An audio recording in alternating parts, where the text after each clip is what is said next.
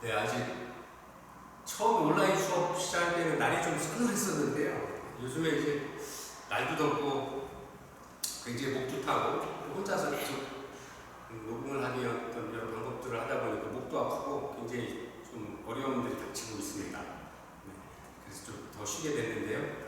이어서 다음 수업 시작하도록 하겠습니다.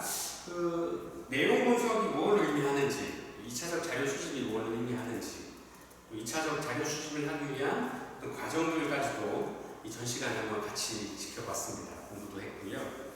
자, 그러면 2차적 자료 수집이라는 게 비관여적 연구 방법의 가장 대표적인 방법이고, 그 다음에 이제 그 방법이 이제 내용 분석이라고 하는 건데, 그 내용 분석을 하는 것들은 어떻게 하는 거냐? 그 많은 기존 자료들 중에서 내가 연구 주제로 연구하고자 하는 목적과 비슷한 단어, 문장, 아니면 단어와 문장들이 겹쳐지는 교차 분석을 통해서, 의미 분석을 통해서 그런 의미들을 포함하고 있는 내용들이 얼마나 자주 나오는지.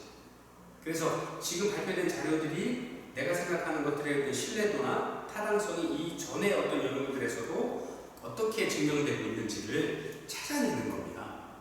예, 그래서 나의 연구 주제가 어떻게 합리화되고 어떻게 증명될 수 있는지를 보여주는 거죠, 객관적으로. 네, 그게 이제 내용 분석인데요. 아까 그 내용 분석의 과정들을 설명을 했죠. 연구 주제가 어떤지, 그 다음에 분석할 자료들을 결정하는 것, 그 다음에 분석할 단위, 단어, 문장, 의미, 또 단어나 문장의 의미를 이해하는 의미 분석, 교차 분석을 하는 것, 그다음 그 얼마나 그런 단어들이 문장이 자주 나오는지 빈도를 분석하는 것, 그런 것들 분석 단위를 결정을 하는 거죠. 그래서 표본을 추출하는 겁니다. 단어는 어떤 단어? 예를 들어 사랑, 행복, 자아만족감, 신뢰도, 아니면 범죄율, 아니면 교통사고율, 노인의 빈곤율, 영유아 사망률, 청소년 범죄율, 이런 식으로 딱딱 정해서. 그래서 그 많은 2차 자료들 중에서 반복되는 단어의 몇 페이지에서 몇 페이지, 아니면 몇 년도에서 몇 년도까지 발표된 자료들이 어떻다.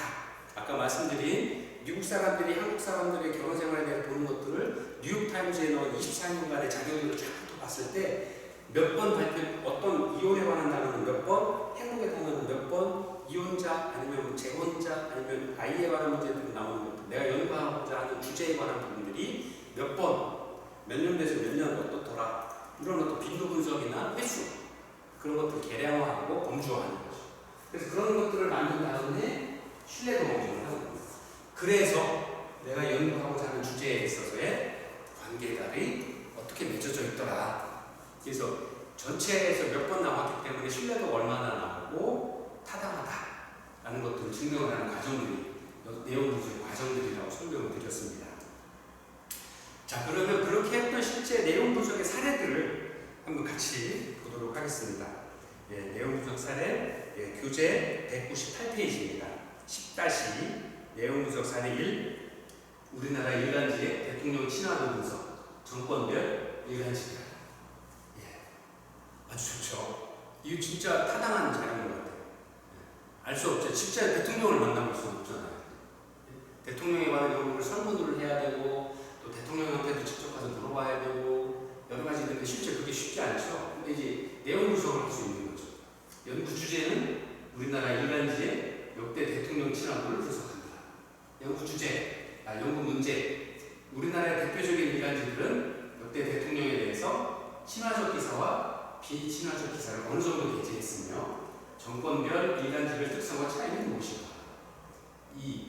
집권당이 보수당일 경우 일간지별 친화, 비친화 성향과 집권당이 진보당일 경우에 일간지별 친화, 비친화 성향은 어떤 차이가 있는가?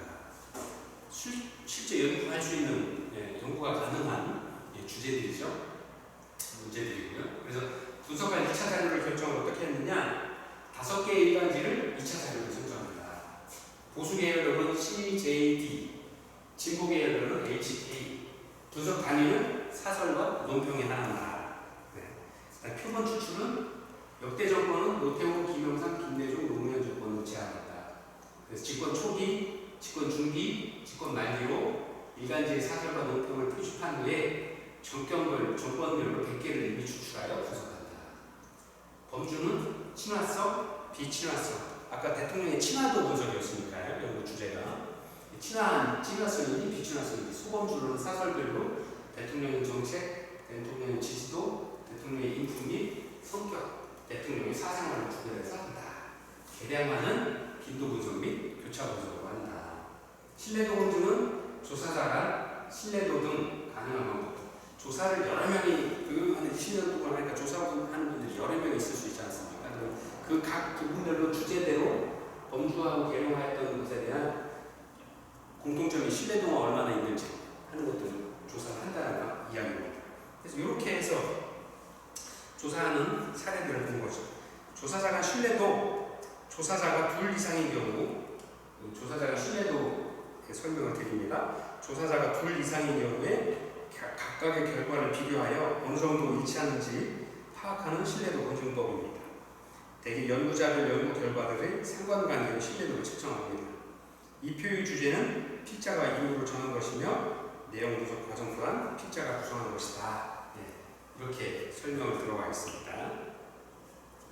이렇게 한다는 걸 사설을 그 샘플을 보시니까 쉽게 이해가 훨씬 빨리 되시죠? 내용 분석에서는 이 두 번째입니다. 혼의 관계를 사유로 하는 이윤에 관한 내용 분석, 양옥경 연구자께서 연구하신 것들을 발췌해서 실어놨네요. 자, 첫 번째 연구 주제 설정. 연구 주제는 혼의 관계를 사유로 하는 이윤에 관한 내용. 보통 이런 그 혼의 관계를 사유로 하는 연구들이 만약에 일반적인 방법 내용 분석이 아니었다라면 아마 질적인 연구 시향을 하는 경우들이 많을 겁니다. 왜냐하면 혼의 관계를 사유로 이윤에 관한 부분들은 개인의 어떤 이렇게 프라이버시에 관한 부분, 개인의 비밀에 관한 부분들이 많아서 실제 이렇게 만나서 질문을 던진다거나 아니면 설문조사를 했을 경우에 그런 것들을 대놓고 이야기가 좀 싫죠. 아무리 비밀 보장을 해준다고 실제 그렇게 될 수 있을까 하는 의심도 가지실 수 있고 반응성을 보일 수 있는 거죠. 조사 대상자가. 그 다음에 사회적인 통념상으로 이야기하는 답들로 그냥 가기가 쉬우실 겁니다. 그렇기 때문에 보통 질적 연구를 하게 되는데 이렇게 내용 분석을 하게 되면 잘 될 수 있다는 거죠. 그래서 어떻게 하느냐? 연구 문제는 드라마 부부클리닉 사랑과 전쟁에서 혼의 관계의 사례들이 어떻게 구성되어 묘사되고 있으며 이에 따른 이혼의 전이 과정과 그 과정에서 과적 관계 및 사회적 관계의 역동은 어떠한가 이런 것들을 조사를 해서 아까 이야기한 연구 주제에 대한 결과들을 받아내겠다, 조사해보겠다 하는 거거든요. 자, 분석할 2차 자료의 결정. 이혼을 소재로 다룬 드라마 부부클리닉 사랑과 전쟁의 연구를 하겠다 하는 거고요. 분석 단위는 대화 내용이나 드라마 전개를 통해 추정 가능한 정보들을 하겠다. 표본 추출은 99년 10월서부터 2003년 9월까지 4년 정도 되는 거네요. 방영된 총 202회분 중 혼의 관계를 주제로 하는 64건 중 인터넷 VOD를 통한 접근 가능한 44회분을 연구하겠다. 아주 정확하게 구별을 하고 있죠. 범주화 개량을 어떻게 하느냐? 대범주는 인구학적 특성, 부부관계, 혼의관계, 이혼에 대한 특성. 중범주, 대범주 밑에 중범주를 구성하는데 혼의관계라는 범주 밑에는 혼의관계 대상, 혼의관계 시점, 유지기간, 혼의관계의 유형 포함합니다. 소범주, 중범주의 밑에 소범주를 구성하는데 혼의관계 대상은 결혼 전의 애인, 직장 상사, 친구, 이웃 포함된다. 그다음에 계량화는 어떻게 하느냐? 분석 범주마다 빈도 분석, 교차 분석을 하겠다. 신뢰도 검증은 어떻게? 분석의 일치성을 확보하기 위해 연구자 간 결과를 비교하고 몇 차례에 걸쳐서 인터넷 화면을 보면서 장면에 대한 연구자들의 의견이 일치하는 경우에만 종합하여 분석한다. 이런 방법으로 아까 말씀드린 내용 분석의 방법들을 진행을 하게 되는 겁니다. 자, 그래서 양옥경 씨 아까 했던 연구를 한번 보니 내용 분석에서 빈도 분석의 예를 보니까 범주가 혼인 관계 유형에서 불만족한 결혼 생활에 대한 일시 돌피로 혼인 관계를 찾았다는 게 남편의 경우 4번, 아내의 4번. 불만족한 결혼 생활을 유지도 않고 뭐 이렇게 비교가 남편의 경우 몇 번, 아내의 경우 불만족한 결혼 생활을 파기 수단으로 만족한 결혼의 활력소 추구하기 위해서 몇 번의 그러니까 이야기 빈도라는 건 뭐냐? 그 봤던 44편의 VOD 중에서 대범주 혼외관계 유형이라는 걸 나눴고 그 혼외관계 소범주 요 작은 혼외관계를 가지고 있는 유형이 불만족한 결혼생활 의식 피로는 남편은 몇 번, 아내는 몇 번, 아니면 만족한 결혼의 활력소를 추구하기 위해 남편은 몇 번, 아내는 그 44번, 44번을 봤던 44회 드라마 중에서 이렇게 나왔다는 겁니다. 예. 그래서 이런 연구를 통해서 한번 또 볼까요? 이런 연구들을 통해서 아까 말씀드린 결혼 생활에 대한 혼외 관계를 사유로 하는 이혼에 어떤 영향을 미쳤는지를 조사를 하는 거죠. 아까 본 건 빈도 분석이고 이제 교차 분석은 남편과 아내 이제 바꿔서 보는 거죠. 불만족한 결혼 생활을 일시불피로 아내가